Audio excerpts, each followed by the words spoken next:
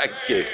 It is quite extraordinary that we can have in this room the head honchos of Brussels, Mr Juncker, the Belgian Prime Minister, the leaders of the big groups, to discuss the future of the European project, and there's barely been a mention of the biggest, most dramatic event that has ever happened since the foundation of the European treaties 60 years ago, namely Brexit. You don't want to talk about Brexit. And I wonder whether it had actually ever occurred to you, Mr Juncker, that when David Cameron came here to negotiate with you, had you given him just a few modest concessions, had you given him the ability to control our borders a little bit more, Brexit wouldn't have happened. But no, we don't discuss that. No, what we do is we say to ourselves that our citizens want more Europe. I've heard it again and again this morning. We have a problem with unemployment amongst the youth of the Mediterranean.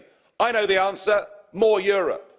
We have a problem with growing terrorism in our countries, something that we've caused ourselves, but we decide no, the answer is, or in the case of the Belgian Prime Minister Michel, to have a European CIA. We decide that on taxation, on regulation, no member state can make their own decisions. It's all got to be decided here in Brussels because we need more Europe.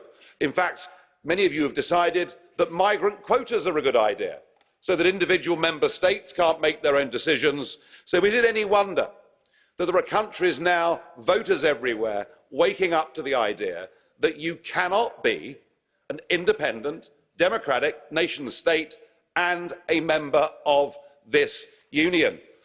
You know, Brexit, I think, is going to prove to be just the first brick that is knocked out of the wall.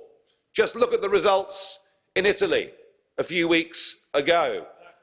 Look at the stunning results in Hungary the other week, that magnificent victory of Viktor Orban, and about 70% of voters in Hungary voting for parties that want the nation state to be the key to everything. And you know, if you really think about whether this European project can survive or not, it all comes down to what is a nation? What is the unit towards which we give our allegiance, to which we pay our taxes, to which we would, in extremis, be prepared to defend? And there are some, like Mr Verhofstadt here, who seem to think that this flag represents a European identity, and he clearly identifies as a European. Many of you in this room identify as Europeans, but you're missing something. The peoples of Europe do not identify with that flag. They do not identify with these institutions. There is no, oh, well, if you're on the payroll, it's easy to say it works, isn't it? But actually, out there in the real world, there is not a European demos, there is not a European identity.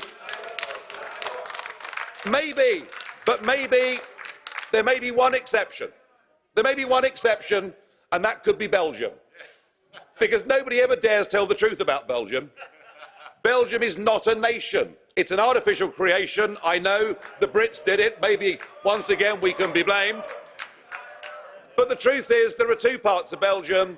They speak different languages. They dislike each other intensely. There's no national TV station. There's no national newspaper.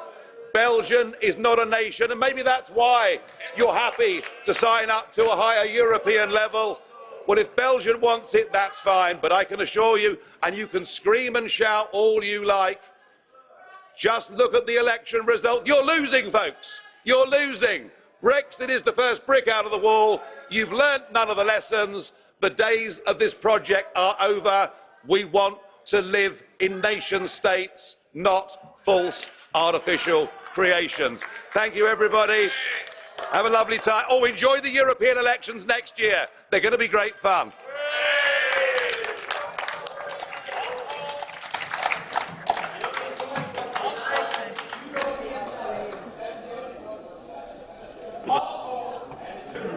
Onorevole Farage, le ricordo che anche lei... Mr Farage, you are drawing a salary as a member of the European Parliament like everyone else. It's not as if the others are paid and you are not. I don't think you've foregone your payments, and the same applies to your group.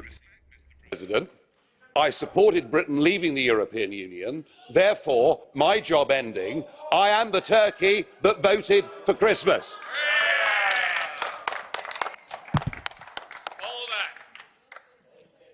As you have stated, that those supporting Europe are doing so because they're on the payroll, I'm making the point that you are too.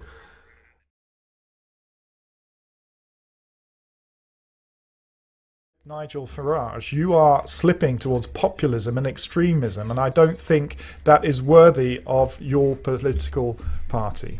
Yes, of course, I should thank Nigel Farage for his good advice on the future of Belgium. He's sorted out the future of the UK through Brexit, and we see where that's ended up for the UK.